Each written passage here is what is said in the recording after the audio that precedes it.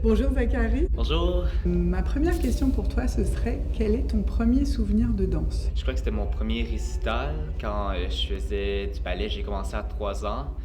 Euh, 3 ans? oui, je suivais les pas de ma sœur. Je la voyais dans ses classes de ballet. J'ai demandé à mes parents qui m'inscrivent tout de suite après. Et tout ce que je me rappelle, c'est que, en fait, c'est ça que ma mère me raconte souvent, c'est que j'étais capable de suivre la musique. Il n'y avait rien d'autre de parfait, mais j'étais capable de m'arrêter sur le 8 et commencer le prochain mouvement sur le 1. Est-ce que tu as quelqu'un qui t'a inspiré en particulier? J'ai grandi dans un environnement de danse compétitive Ok. et j'ai eu la chance de côtoyer énormément de danseurs assez incroyables, comme j'ai grandi à Gatineau, qui est quand même une petite communauté de la danse un peu associée avec Ottawa. Donc d'aller compétitionner aux États-Unis comme tu étais submergé dans un autre niveau, un autre bassin de danseurs. Je crois que c'est la première fois que j'ai compétitionné au niveau ce qu'on appelle national. Aux États-Unis, c'était un peu un réveil. C'était comme, wow, OK, ça c'est le niveau que les gens de mon âge sont. Comme ça, c'est combien d'efforts je dois mettre parce qu'avant, c'était un peu un laisser-faire pour moi. J'étais là pour m'amuser. Oui. Mais à partir de ce moment-là, je me suis dit, OK, il y a un autre niveau. Faut que je mette les bouchées doubles parce que c'est quelque chose qui comptait vraiment pour moi. Et c'est ça qui t'a amené à vouloir te présenter à Révolution? Je me suis désisté un peu de participer à la Révolution pendant très longtemps, justement parce que je voulais pas revenir à un environnement compétitif. J'avais fait ça pendant, en fait, 15 ans de ma vie, presque. En fait, une Wow. douzaine d'années. Euh, et je trouvais que ça me poussait beaucoup à un certain stade de ma vie quand j'étais adolescent, mais rendu adulte, je trouvais que c'était un peu malsain pour moi. Je crois que je devais me concentrer à voir ce qui m'intéressait vraiment dans la danse, voir ce qui m'inspirait et pas avoir un peu ce couteau dans le dos de devoir être meilleur que quelqu'un d'autre. Alors ça a pris longtemps avant de me décider à faire l'émission. En fait, quand j'ai eu le courriel d'invitation pour l'édition, je me suis dit, peut-être qu'il faut que je me lance. J'étais nouveau en ville, j'étais nouveau au Québec, à Montréal. Veux pas, c'est la meilleure façon de se faire découvrir rapidement. C'est là où les choses ont basculé et tu t'es dit ok, j'y vais, je suis prêt. J'étais à un point où j'avais assez de maturité pour me dire, j'y vais pour présenter moi, pour faire ce que j'ai à faire. Ce qui va arriver. Et là, ça a bien fini. J'ai eu un beau parcours, donc je suis très fier. À quel moment après cette expérience-là, tu as vraiment eu envie de chorégraphier, pas seulement pour toi, mais aussi pour les autres? Même jeune, quand je compétitionnais, je me disais, je crois que je suis passionné de chorégraphie. Quand j'étais jeune, j'écoutais Sweet Thing You Can Dance, La fièvre de la danse. Et je faisais mes propres chorégraphies dans ma cour arrière, chez mes parents, je mettais de la musique, puis je m'imaginais plein de monde, plein de costumes, plein de scénarios. J'étais vraiment inspiré par ça. Alors, je crois que j'ai toujours eu un intérêt pour la création. C'est devenu plus sérieux quand je suis rentré à l'université. On avait des opportunités de présenter notre travail dans des spectacles étudiants. Et c'est là que j'ai commencé à m'investir vraiment là-dedans. Donc, même avant d'arriver à Montréal, j'avais déjà commencé à chorégraphier. Je pense pas que j'aurais pu faire Révolution sans avoir déjà chorégraphié. Je pense que ça aurait été une pression de trop, de même pas savoir si je suis capable et si les gens sont intéressés à voir ce que j'ai à présenter. Comment tu définirais aujourd'hui ton travail chorégraphique? C'est une forme d'art qui est athlétique, qui est vivante et j'aime ça voir ça sur la scène. Je crois que je suis assez inspiré par les tableaux, les images. J'essaie d'en créer le plus possible. J'aime créer du chaos et ensuite ramener ça à l'ordre, donc aller voir ces contrastes-là. Donc je crois que c'est ça à quoi les gens peuvent s'attendre quand ils viennent voir mes créations. Est-ce que tu dirais que d'un point de vue stylistique, tu es inspiré par plein de styles de danse différentes? Oui, si tu devais donner une couleur. C'est un rouge quand même vif, mais avec un peu de bleu qui est mélangé là-dedans. J'aime ça trouver la douceur qui fait le contraste à vraiment une vivacité qui est très intense, qui est très électrique. C'était beaucoup ça, le premier solo que j'ai présenté au Festival Quartier Danse. C'était aller chercher l'impulsion nerveuse, un peu ces systèmes de neurones dans le corps. Donc, ce qui est tout un parcours électrique, un peu dans le corps.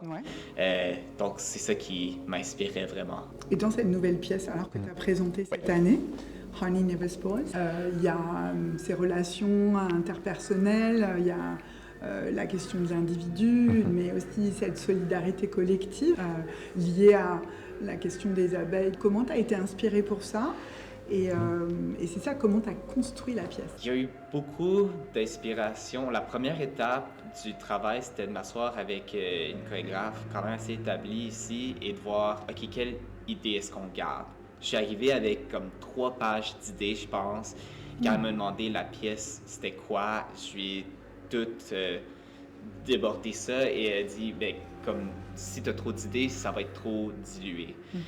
Mais je crois que ce qui m'intéressait beaucoup, c'est je suis très passionné d'animation pour adultes, aussi de jeux vidéo et surtout comment dans ces formes de médias-là, on peut créer des formes de spiritualité, des divinités qui sont différentes de ce qu'on a sur Terre en ce moment. Donc, une certaine forme de spiritualité. Et j'étais curieux de comment est-ce que je pourrais créer un peu cette secte-là en danse, un peu ce culte. Et ça a fini par être un culte des abeilles. Donc, la pièce se trouve un peu dans un univers où tu as 3 personnes qui sont des étrangers, qui n'ont rien en commun, sauf une obsession avec les abeilles. Il y a ce côté, c'est sacré pour eux. Et les mettre dans un scénario où seulement les abeilles n'existent plus. Donc, que faire de ce vide spirituel-là? Que faire de ce vide existentiel? Est-ce que ça les rapproche? Est-ce que ça les éloigne? Et dans notre réalité sur Terre, on a la menace que si les abeilles sont pour disparaître, il nous reste 5 ans avant que l'humanité disparaisse complètement. Donc, c'est un peu aussi ce compte à rebours-là qui était exploré dans la pièce. C'était important pour toi de ramener aussi cette dimension sociétale dans ton travail? Je crois que ça donne quelque chose pour que les gens se rattachent. Aussi, comme farfelu et sans dessus et chaotique, je peux créer l'univers. Les gens qui vont être dans la salle, ils peuvent seulement attraper comme quelques morceaux et c'est la danse, c'est abstrait. Il n'y a pas de dialogue, donc je ne peux pas leur expliquer tout l'imaginaire de ce qui est venu derrière la création. Donc, je crois que ramener ce plan sociétal-là, ça donnait quelque chose de concret au public et aussi aux danseurs. Je crois que ça mettait un vrai danger, un vrai intérêt social, real stakes en anglais, qui peut rallumer un peu l'intensité de la pièce. Moi, j'ai beaucoup accroché, j'ai trouvé que c'était très fort, effectivement, qu'il y avait à la fois une belle tension, une tension dramaturgique qui montait fort, puis en même temps, effectivement, des danseurs physiquement super engagés. C'était vraiment un beau travail. Est-ce que d'ailleurs, les danseurs, ils sont venus dans la pièce en connaissant cet angle-là de ton travail, ou c'est venu après? Ça m'a pris quand même plusieurs mois à être capable d'expliquer ce que la pièce représentait pour moi. Parfois, je leur donnais juste des détails qui se connectaient à ma vie personnelle. Il y a beaucoup d'images dans l'œuvre qui se connectaient à des événements de vie que j'ai vécu dans la dernière année. Mais en fait, l'œuvre a commencé comme un solo que j'ai fait sur moi-même, avec juste l'équipement. Et à ce temps-là, je savais à peine c'était quoi le narratif, qu'est-ce que ça voulait dire. J'étais juste vraiment intéressé dans l'esthétique. Et de plus en plus qu'on travaillait dessus, je pense que de plus en plus on était capable de dire « OK, c'est ça qui se passe en ce moment. » Et toi, par exemple, Adèle, tu représentes la personne qui réunit, la personne un peu leader charismatique qui vient à la rescousse des autres, alors que Jake était plus la personne qui venait un peu détruire tout ça, un peu challenger les idées que les autres danseurs, les autres personnages avaient dans l'œuvre. C'est un travail que tu vas encore pousser ou qui est un premier chapitre d'un cycle de recherche? Je crois que le premier chapitre, c'est exactement ça. Je vois je vois un spectacle complet basé sur cette idée-là. J'aimerais créer un spectacle d'1 heure dans un lieu plus atypique, aller chercher un peu plus de mise en scène, plus de théâtralité, aller chercher de la subvention. Et je crois que c'était ma plus grande réalisation hier. En regardant l'œuvre, c'est ça marche. C'est une bonne idée, ça a des jambes, ça peut aller plus loin. Je crois que c'était la première fois que je le voyais sur scène, avec les lumières, avec tous les costumes, avec un aussi grand engagement des danseurs. Et j'ai dit, c'est exactement ça. Comme les prochaines idées me venaient en les regardant. C'était extrêmement inspirant et ça faisait quand même plusieurs mois maintenant que je me cassais la tête à voir c'est quoi la prochaine idée, c'est quoi le prochain concept, c'est quoi la prochaine mise en scène que je peux faire.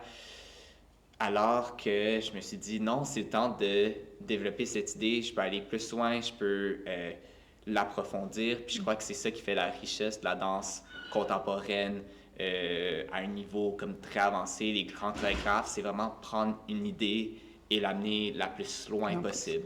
Aller comme à 100% et avec conviction, comme peu importe que ça fonctionne ou que ça ne fonctionne pas, de prendre ce risque-là. Moi, je me suis demandé, du coup, tout à l'heure, tu disais que quand tu avais travaillé avec cette chorégraphe, que tu arrivais avec des choses que tu avais écrites. Oui. Est-ce que toi, dans ton travail, tu passes beaucoup par l'impro avec des thématiques, avec des tasks, avec des tâches, des sujets à explorer avec tes interprètes, ou est-ce que tu arrives avec une structure très définie que tu leur transmets et qui évolue bien sûr avec eux? Comment ça se passe? Oui. Quand je lis, quand j'écoute un film, même quand je joue à des jeux vidéo, il y a des passages d'écriture qui frappent mon imaginaire et j'ai tout un document avec toutes ces écritures-là et à chaque mois ou presque, je vais à travers la liste et je dis qu'est-ce qui connecte, qu'est-ce qui peut aller d'une idée à l'autre, qu'est-ce qui m'attire vraiment en ce moment.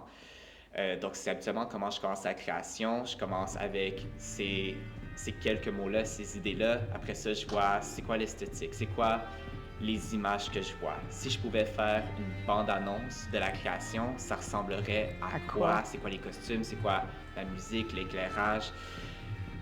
Et ces idées-là aussi, je les prends et je dis mais qu'est-ce qui les lie? C'est quoi le thème général? Et après ça, j'entre en studio.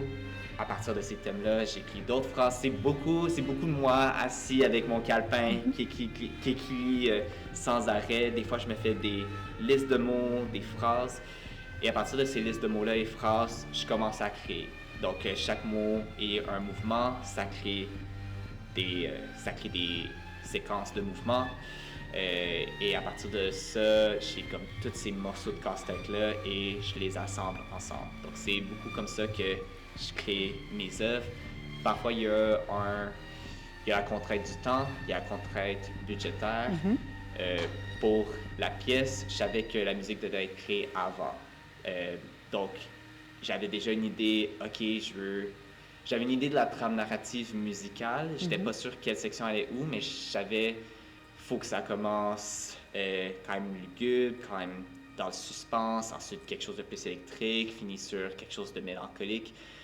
Dans le futur, j'aimerais qu'il y ait une collaboration qui est plus dans le moment présent, mais c'est à voir. En tout cas, ça a l'air d'être très écrit. Tu réfléchis beaucoup à la dramaturgie, et ce qui fait que ça donne même si chaque spectateur il va imprimer sur ce qu'il voit, ce qu'il ressent, son propre histoire, mais il y a des fils qui donnent beaucoup d'indices pour qu'on ait de quoi se nourrir et voyager avec la pièce. C'est vraiment très inspirant. La rencontre avec l'EFQD, tu dirais, tu vois, tu nous as dit que tu étais là il y a quelques années avec ton solo.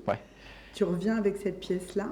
Comment tu te vois grandir en collaboration avec ce festival et qu'est-ce qu'il a de particulier pour toi? Pour moi, le festival, c'est un événement fort. Je sais que mon mois de septembre, ça va être ici à la Place des Arts ou au Wilder Building, puis je vais venir voir la danse contemporaine. C'est aller à la rencontre de la communauté montréalaise et voir qui fait quoi en ce moment, ça ressemble à quoi, qui danse avec qui. Un peu comme ça, avoir un refresher de comme qu'est-ce qui se passe ici. Et c'est super de voir mes amis comme évoluer à travers le festival, amener comme des nouvelles créations chaque année. Et j'espère que je continuerai d'avoir la chance de faire ça aussi. Donc, pour moi, c'est une super opportunité. J'ai eu la chance de le faire 3 ans en ligne. Et je crois que c'est le moment de voir combien j'ai progressé. Et c'est tellement une belle vitrine, ça amène beaucoup de diffuseurs internationaux et de gens de la communauté que je respecte beaucoup. Donc, il y a cet engouement-là. Je veux vraiment venir et présenter le meilleur de moi-même. Et c'est un festival qui est bien supporté au niveau technique, mais qui laisse quand même assez d'indépendance. Donc, c'est à travers le festival que j'aimerais continuer à développer l'idée que j'ai proposée dans cette première œuvre-là et de voir comment les morceaux évoluent et de pouvoir les combiner dans quelques années en quelque chose de plus grand. Comment toi tu penses que à l'avenir, tu vois, tes envies d'intégrer ces inspirations peut-être plus sur scène ou dans des lieux spécifiques, est-ce que ça tu as déjà pensé un petit peu? J'aimerais aller plus dans la mise en scène. Je crois que c'est un gros défi pour moi.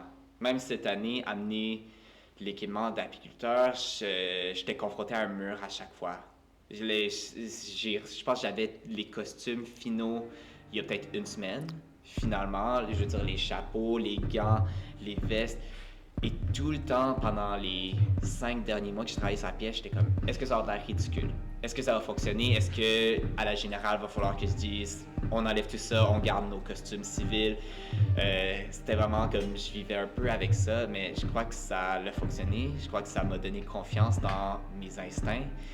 Et je continue un peu dans cette lignée-là, parce que ce que je fais, c'est extrêmement physique. Ça demande beaucoup d'endurance. Alors, pour les danseurs, mais aussi pour le public, c'est demandant quand même de voir une œuvre qui, pour 20 minutes, est très chargée physiquement. Alors, comment amener un élément qui est plus réel, dans le réalisme, qui peut rester absurde, mais qui est connecté plus à notre vie de tous les jours, ce qui peut créer plus un pont, un lien avec notre public. Est-ce que l'image, à un moment donné, tu vas avoir envie de la convoquer ou pas dans ton travail? Je suis très inspiré par des chorégraphes qui ont définitivement une vision cinématographique. Je pense spécifiquement à Alan Lucien Oyen de la compagnie Winter Guest, basée en Norvège. C'est la dernière pièce que j'ai vue de lui s'appelait Story, Story, Die. Et c'est ça, c'était comme des petits courts-métrages de 2 minutes chacun qui étaient connectés. C'était tellement cinématographique, il y avait vraiment une vision. Et je pense que j'aimerais ça, amener ça sur scène. Je suis quelqu'un qui est quand même plus appelé à l'art vivant, mais comment est-ce qu'on peut créer ces tableaux-là qui sont tellement immersifs, qui sortent un peu de ce qu'on peut croire. Tu sais, qu'on ne voit plus une scène, mais qu'on voit vraiment la forêt, le haut d'une montagne, le sommet, comme à quel point on peut défier notre public. Alors j'aimerais ça, retourner à ça, me faire confiance, finalement, pour me lancer là-dedans au lieu de rester un peu dans mon cocon de danse contemporaine très codifiée, très physique, agile. Aller dans quelque chose de plus absurde, loufoque, imaginaire. Qu'est-ce qu'on peut te souhaiter? Non. Du courage. Je crois que faire de l'art, ça prend du courage plus qu'autre chose. J'ai eu une super conversation avec Win Holmes récemment où je lui parlais de mes craintes par rapport au financement, par rapport à créer de l'art que des gens veulent voir, que des gens veulent financer. Et elle m'a dit, il faut que tu sois la première personne qui croit à ce que tu amènes. Il faut que tu sois la personne qui est la plus excitée, la plus fière de parler de ton art, de présenter ton art. Il faut que tu y ailles à fond. Si tu n'as pas d'argent, tu n'as pas d'argent, mais il faut que tu le fasses. Si c'est un succès, l'argent va venir après. Et je crois que c'est aussi ce qui m'inspire de son travail. Ça pourrait pas être n'importe qui d'autre. Et c'est comme ça, il va à fond. Ça y va avec confiance, ça n'a peur de rien, ça n'a pas froid aux yeux et c'est magnifique. C'est magique, voir son travail sur scène. Alors, je me souhaite du courage pour la suite. c'est très demandant. Ben, du courage et aussi un peu plus de paix d'esprit. Un peu plus de laisser aller, de me dire ça va être correct, j'arrive toujours à destination. Même avec l'œuvre, je me disais, comme il n'y a rien qui fonctionne en ce moment, il n'y a rien qui vient comme je veux. Mais c'est correct. On arrive toujours, comme j'ai toujours réussi à arriver à destination. Fait qu'on va espérer que je continue sur cette lignée-là. Merci beaucoup, Zachary. Merci.